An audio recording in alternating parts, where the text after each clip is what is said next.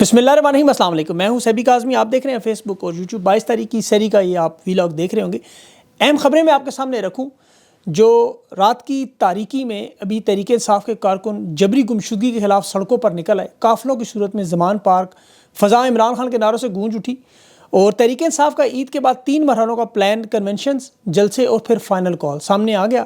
بلوچستان میں کل کے حملے کے بعد آج دوبارہ حملہ اور 4 مزید بڑی شہادتیں، اور وائٹ ہاؤس میں ڈونلڈ ٹرمپ کے ساتھ بڑی اہم میٹنگ۔ 1.4 کھرب ڈالر کی عرب امارات کا ایک نیا کردار افغانستان کے معاملے پر سہولت کاری کے لیے سامنے آ چکا ہے۔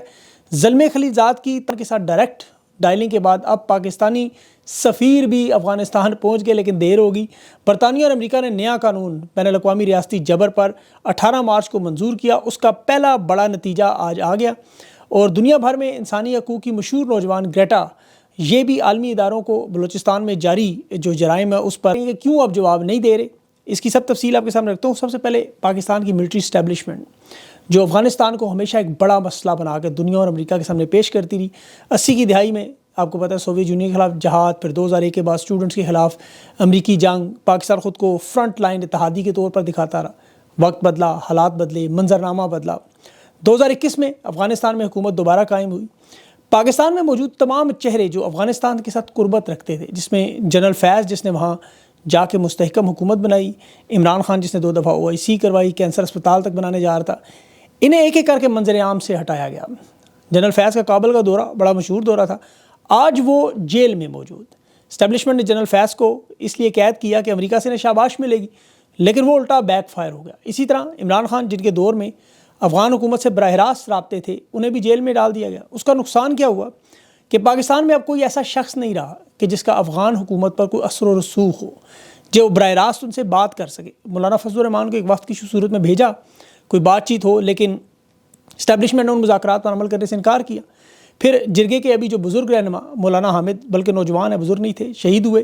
افغانستان کی حکومت کے تمام اعلیٰ عہدیدار جو اس وقت ہے وہ انہیں عزت کا مقام دیتے تھے، ان کے مدرسے کے طالب علم تھے۔ ان کی شہادت کے بعد جو افغان حامی عناصر کا پل تھا وہ مکمل طور پر ٹوٹ گیا۔ آپ یہ کہہ سکتے ہیں کہ رابطے کا آخری دروازہ بند ہو گیا۔ افغانستان لیکن خاموش نہیں بیٹھا۔ زلمے خلیلزاد جو پہلے ہی قطر مذاکرات میں کردار ادا کر چکے تھے، خان کے حامی، اس نے ایک دفعہ پھر خفیہ ملاقاتوں کا نیا دور شروع کیا اور یہ خفیہ مذاکرات ہوئے اور افغان حکومت نے امریکہ کے ساتھ براہ راست معاہدہ کرنا شروع کر دیا۔ اب افغان حکومت اور امریکہ کو یہ یقین دہانی کرائے گی کہ ان کے مفادات کو افغانستان میں کوئی خطرہ نہیں ہوگا۔ بدلے میں امریکہ افغانستان کے جو 7 ارب ڈالر بینکوں میں منجمد پڑے ہوئے بینک اکاؤنٹس انہیں بحال کر دے گا۔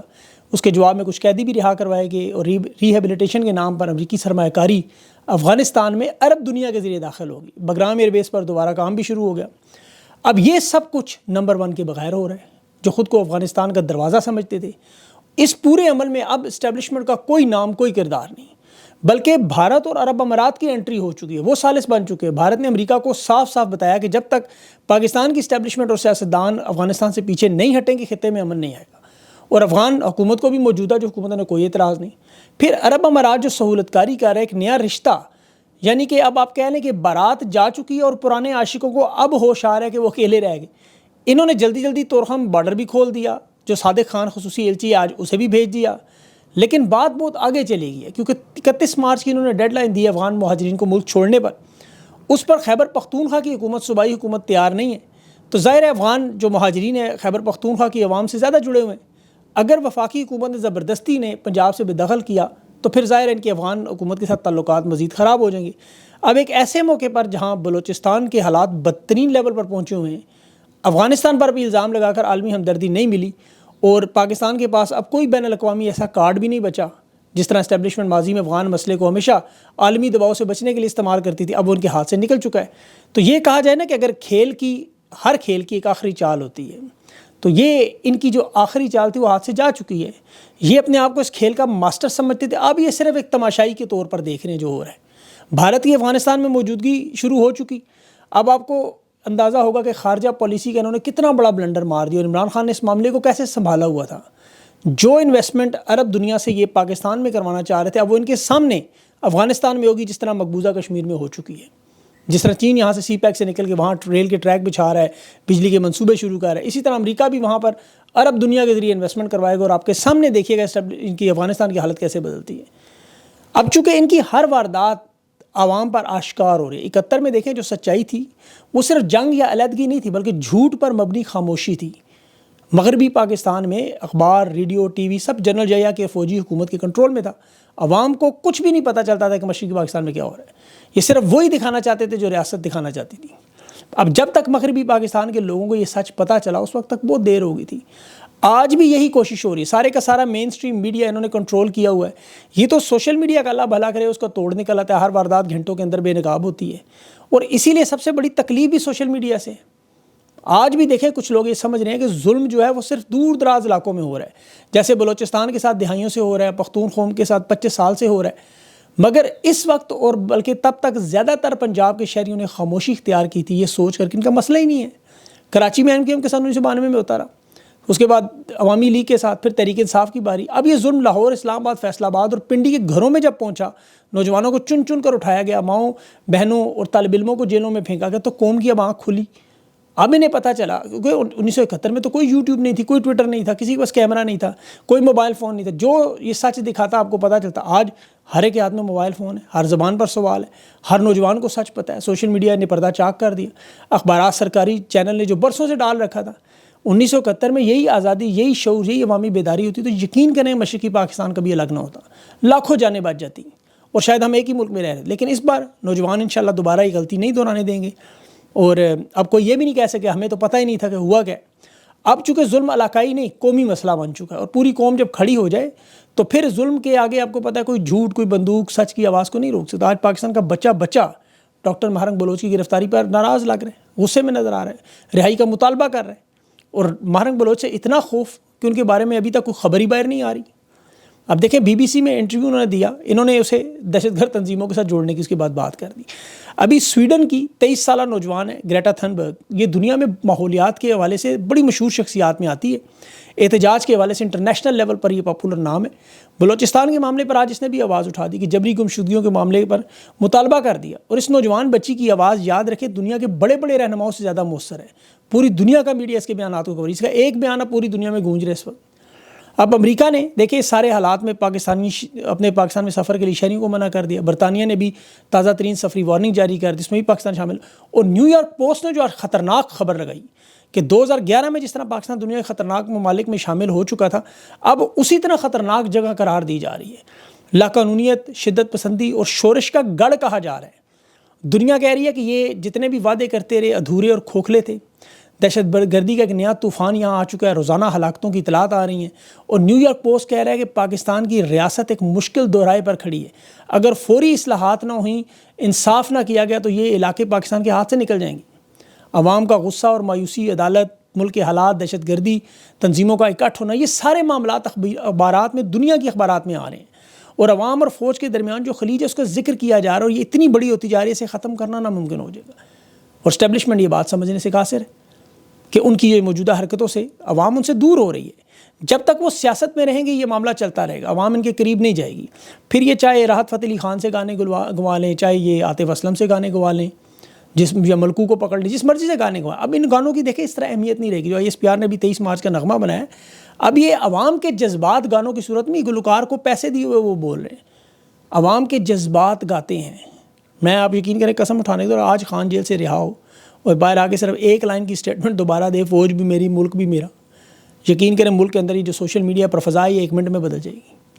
آج عمران خان اعلان کر دے نا، اور یہ اعلان کر دے ساتھ کہ نومبر کے بعد کوئی مدت ملازمت توسیع نہیں، سارا ماحول بدل جائے گا. سوشل میڈیا پر 40 ارب لگانا ہی نہ پڑے، انہیں لوگوں کو اٹھانا ہی نہ پڑے، اغوا ہی نہ کرنا پڑے، جو ابھی تک کنٹرول نہیں ہو رہا. 10 منٹ کے اندر اندر لوگ خود نغمے ترانے بنائیں گے ان کے لیے. عوام کو غصہ صرف خان کی حکومت گرانے کا نہیں ہے، ملک کو پتھر میں دور میں بھیجنے کا نہیں ہے، بلکہ لوگ جب ان چوروں ڈاکوؤں کو جو ان پر مسلط ہیں ان کی شکلیں دیکھتے ہیں، جن کے بارے میں یہ خود بتاتے رہے کہ یہ چور ہیں، یہ ڈاکو ہیں، اگر یہ یہاں ٹیکنوکریٹ حکومت لے آتے یقین کرے شاید غصے میں یہ شدت نہ ہوتی. اگر یہ لوگوں کو اس طرح اغوا نہ کرتے، گھروں میں نہ گھستے، بلوچستان میں جو وہ نہ ہو رہا تھا، خیبر پختونخوا، تو سیاسی معاملات میں لوگ شاید پھر بھی برداشت کر لیتے. انہیں یہ ہارڈ سٹیٹ کی بات ہی نہ کرنی پڑتی، شمالی کوریا بنانے کی ضرورت ہی نہ پیش آتی. آج ان کے جو پیغام رسان صحافیوں کو جو عمران خان سے تحریک انصاف کا ٹکٹ مانگنے کے لیے بنی گالا کے بعد گھنٹوں گھنٹوں کھڑے رہتے تھے، محنت ترلا کرتے تھے، راوی حسن ایوب جیسے، انہیں تمغہ امتیاز نہ بانٹنے پڑتے، ڈھونڈ ڈھونڈ کے ان کے نشانے تمغہ امتیاز یہ دینے جا رہے. اور ان کی یہ باتیں مان مان کے اس ملک تک، اس نہج تک پہنچی. یہ صرف پیغام رسان ہے. اب انٹرنیشنل سطح پہ دیکھیں کیا ہو رہا ہے. برطانیہ امریکہ سے جو بڑی خبر آئی ہے، پارلیمنٹ میں 24 فروری کو ٹرانس نیشنل ریپریشن کا بین الاقوامی ریاستی جبر کا ایک نیا قانون بنا ہے. اب وہ مکمل ہو چکا ہے، امپلیمنٹ ہو چکا ہے. اس کی کامیابی کی پہلی خبر بھی دیکھیں، عمیر راج کے والد اور بھائی کو ملٹری انٹیلیجنس نے رہا کر دیا. اس نے باضابطہ اس کا ٹویٹ بھی کر دیا. اب یہ وجہ کیا بنی؟ وجہ یہ قانون بنا. اس قانون میں دیکھیں جو بڑا اہم قانون برطانیہ میں، یہ ان میں لوگوں کے لیے جو برطانوی شہری ہیں اور جو برطانیہ میں موجود ہے، چاہے وہ اسٹوڈنٹ ہیں یا جس مرضی ویزے پر ہیں. اب یہ ان کے سابقہ ممالک یا ریاست کی دھمکیوں کا، نگرانیوں کا، دباؤ کا جنہیں سامنا کرنا پڑے، اسے برطانیہ کہہ رہے ہمارے ملک پر خود مختاری پر حملہ ہے. ان کی انسانی حقوق کی مشترکہ کمیٹی کا اجلاس ہوا، لارڈ ایلٹن کی قیادت میں بڑا پارلیمانی تحقیقاتی کمیٹی بنی، اور ان کا مقصد یہ تھا کہ برطانیہ میں جو لوگ رہ رہے ہیں، یہاں پناہ کے لیے آتے ہیں، آزادی کے لیے آتے ہیں، پڑھنے کے لیے آتے ہیں، ان کی حفاظت، ان کے اہل خانہ کی حفاظت کرنا برطانیہ کے لیے یہ قانون ہے. کیونکہ یہ ملک ایسا سمجھا جاتا ہے جہاں مظلوم لوگ جو بے خوف رہ سکیں. اب اس کمیٹی نے 24 فروری کو اپنے شہریوں سے، تنظیموں سے، انسانی حقوق کے اداروں سے، متاثرین سے ایک تجاویز مانگی تھیں کہ کون کون سے ممالک ہیں جہاں حکومت برطانیہ میں جو مقیم لوگ ہیں ان کے اہل خانہ پر دباؤ ڈالا جا رہا ہے، ان کی نگرانی کی جا رہی ہے، ہراساں کیا جا رہا ہے. انہوں نے تحقیقات میں بہت سارے سوالات رکھے تھے، جس میں ریاستی جبر کا باقاعدہ طور پر کہ اس کی تعریف کریں، کیا ہوتا کیا ہے، متاثرہ شخص کون ہے، اس کی کمیونٹی کیا ہے، دنیا کے کون کون سے ممالک اس میں شامل ہیں. پھر اس میں نیشنل سیکیورٹی ایکٹ ہے 2023 کا، اسے بھی ریوائز کیا گیا.